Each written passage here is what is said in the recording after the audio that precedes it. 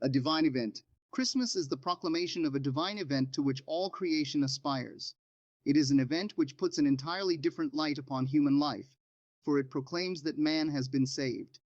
I question seriously whether an nth part of 1% of those who call themselves Christians know what this event is about. Tonight I will tell you from my personal experience.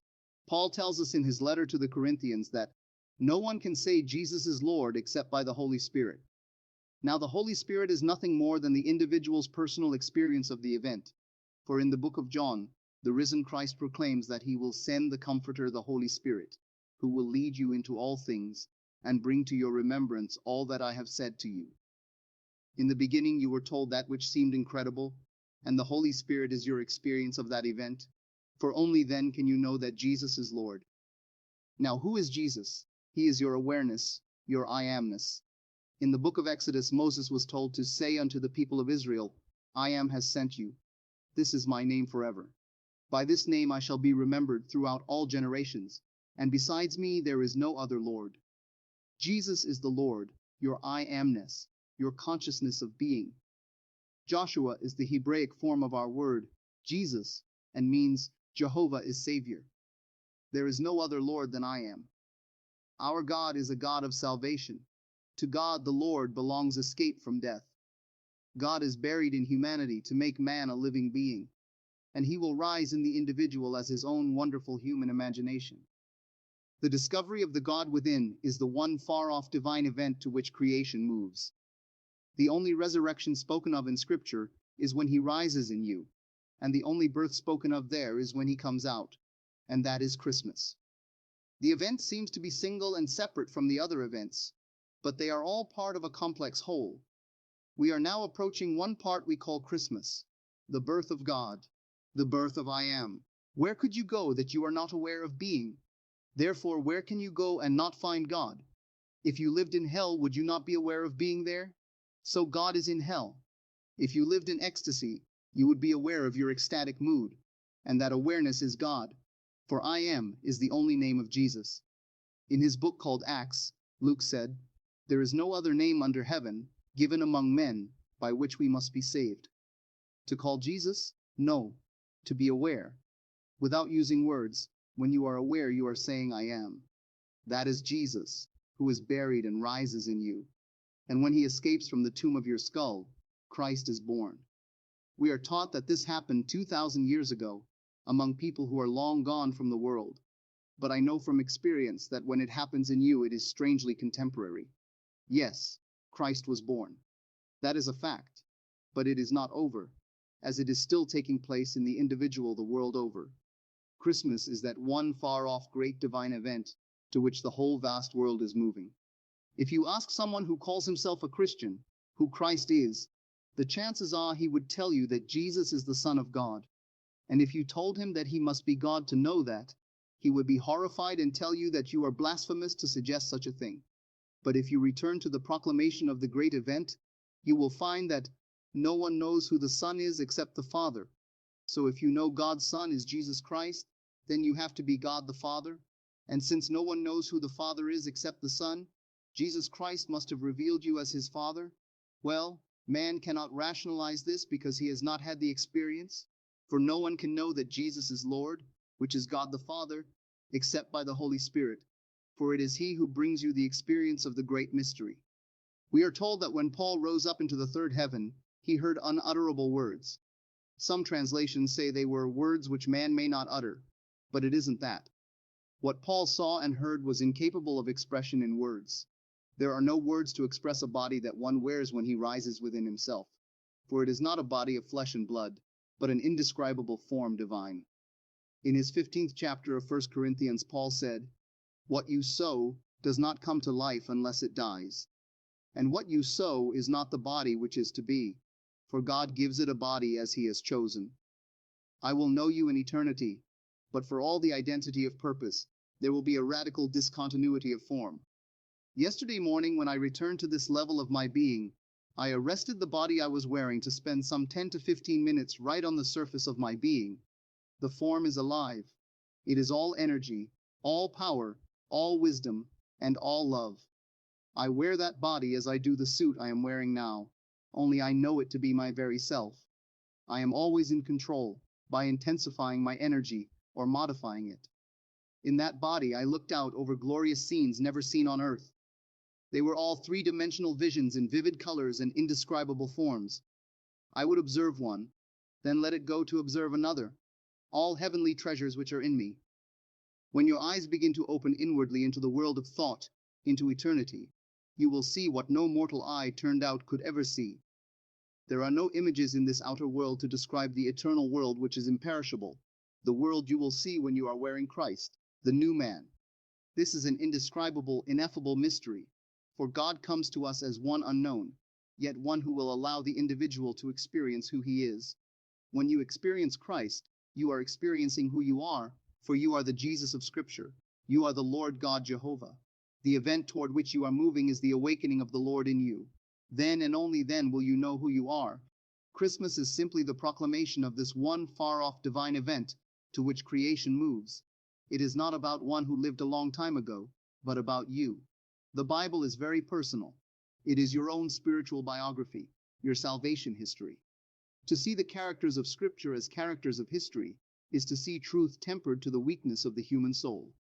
They are not characters on the outside, but within you, for the drama unfolds in your imagination. You are buried in yourself and do not know it. But when you reach the fullness of time, you will awake to Christmas.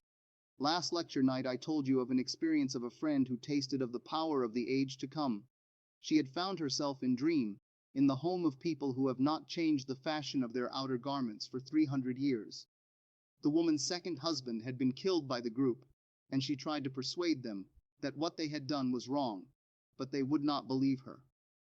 A group of men all dressed in black and carrying machine guns arrived, ready to kill everyone, and when she tried to persuade them that it was wrong, they could not understand.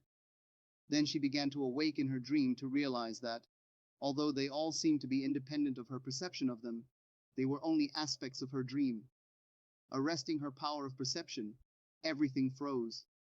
She changed their intentions, released the activity in her which allowed them to become reanimated again, and watched as the man put down his gun and with outstretched arms went over to embrace the woman.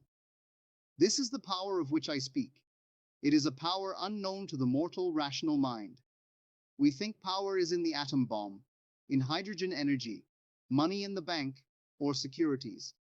Tonight, undoubtedly a dozen or more very wealthy men will die and not take one penny with them.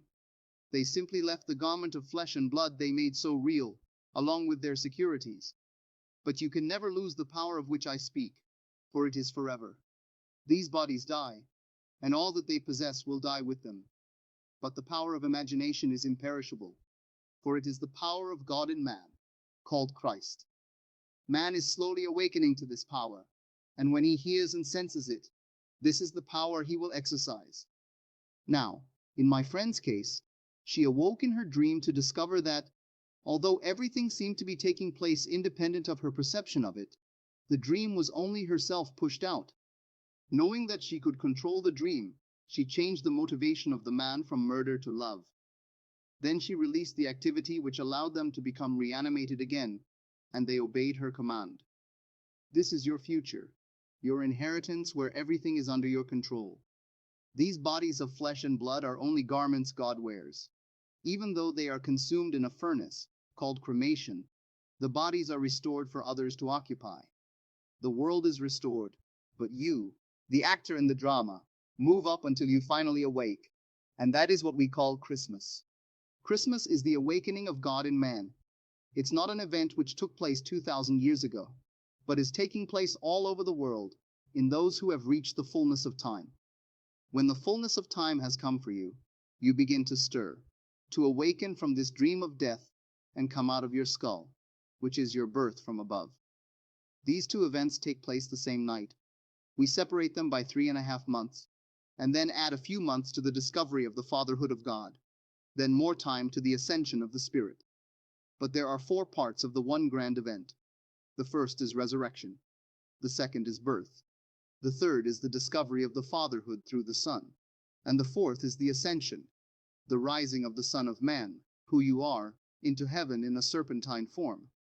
Tonight many are preparing for the great event and singing their heads off on Christmas morning. I'm all for it. Let them have fun. But they will be singing of one they do not know. They will sing their hallelujahs thinking that someone in time and space is responding to their adulation. But that's not Christmas. In the world, moving among them, walk those who have experienced the event. They know that Jesus is Lord, and that He is their wonderful human imagination, their I AMness. I am is Jehovah's name forever. By this name I shall be remembered throughout all generations. You are now a living being because Jehovah is buried within you, and you are destined to become a life-giving spirit, as my friend discovered she was. Stopping the activity in herself which allowed others to be alive, she changed their motivation by giving a command which was in conflict with their intentions. Then she released the activity in her, and they became reanimated once more, not to carry out their former intention, but to execute her command.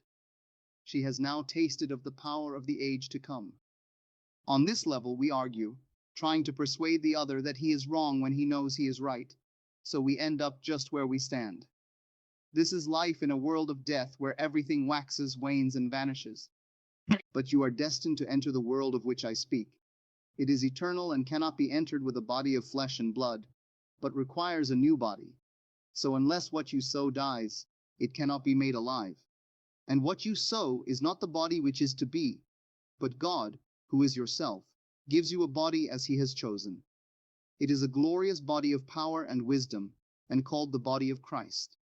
It is worn as you would a garment, only you are in control of your power through your innate wisdom, a wisdom to which no doubt is attached. This proclamation is not discovered by some rational argument. The gospel is not discovered, it is disclosed. It is not something you can logically prove, but a self-revelation of God. Scholars can study the life and teachings of Jesus until the end of time, but never find in the study who the Father or the Son is. If they did, they would not tamper with the Bible. In the earliest of all the books, the book of Mark, the statement is made, the beginning of the gospel of Jesus Christ, the Son of God. The phrase, the Son of God, is an addition by a scribe. The earliest and best manuscripts that we have omit the phrase, the Son of God, and read, the beginning of the gospel of Jesus Christ. The word gospel means good news. This is the good news, that Jesus is the Lord Jehovah and Christ is His power and wisdom. He is buried in us and He will rise in us. You will know of His rising because the day He rises in you, the very imagery of Scripture will surround you, and you will know that you are the one spoken of as the Lord Jesus Christ. Then you will discover who the Son is, for you will not know that Jesus is Lord except by the Holy Spirit, by experience. And you can only know your Son from experience. David, the personification of humanity fused into a single being, stands before you and calls you Father. You are told at the end of the Old Testament that a son honors his father. If then I am a father, where is my honor? In other words, where is my son? The New Testament begins by revealing the Son, but man cannot understand. He does not know that Jesus is the Lord who is God the Father, until he has the experience of waking and rising in his skull, of coming out of that skull and holding the Christ child, the sign of his resurrection, in his own hands. He must stand before the Son of God, and David must call him Father. And may I tell you, at that moment there will be no doubt in his mind as to who the Son is and who he is relative to that boy. He will know he is David's father, and David will know he is his son. In the book of Samuel we read, when you lie down with your fathers, I will raise up after you your son, who will come forth from your body. I will be his father, and he shall be my son. Now we jump to the book of Revelation, where the Lord is speaking, saying, I am the root and the offspring of David. I am the root, the cause which is the Father, and I am the offspring of my son David.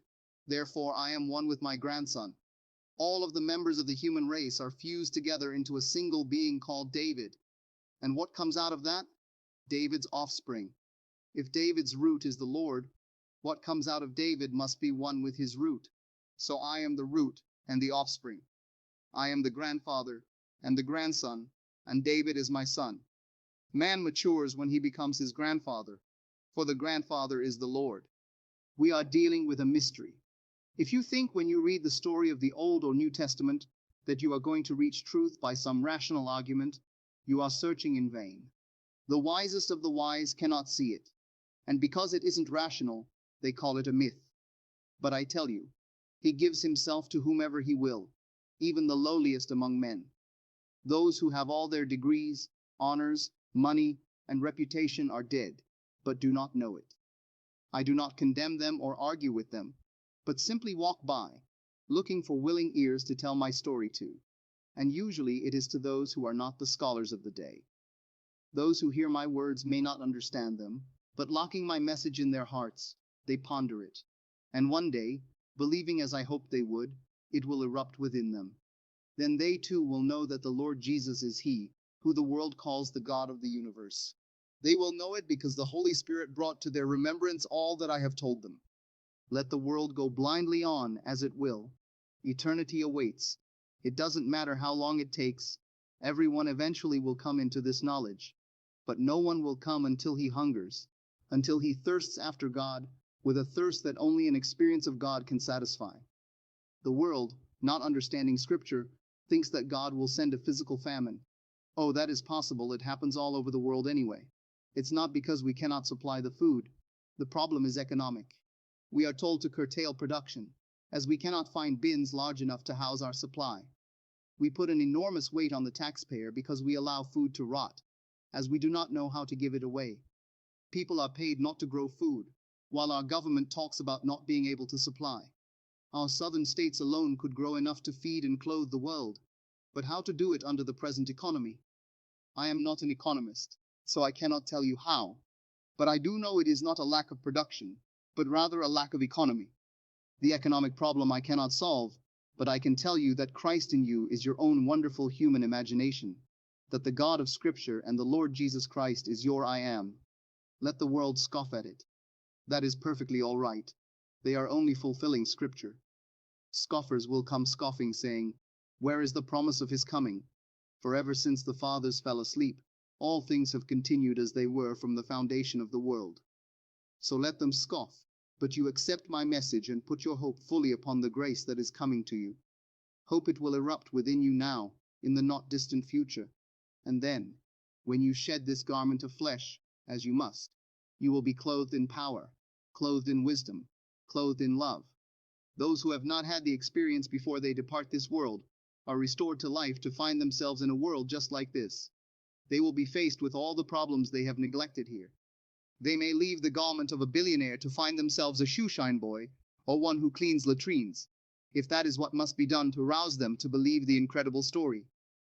Don't think that your present position in life is any indicator of what you will be when you leave here. If Christ has not awakened in you, you will find yourself in a terrestrial world like this, in a body like these, new and young, but not a baby. You will be doing something best suited for the work yet to be done in you. Until that power in you awakes, you will continue using your rational mind in a rational world just like this. The Christmas that we now look forward to celebrate is one aspect of the great event. There are 4 definite acts in the single event, which begin with your resurrection. This is followed by your birth from above. Then David reveals your fatherhood. And the 4th and final act appears when you ascend into heaven in a serpentine form and enter it violently, clothed in power. Now let us go into the silence.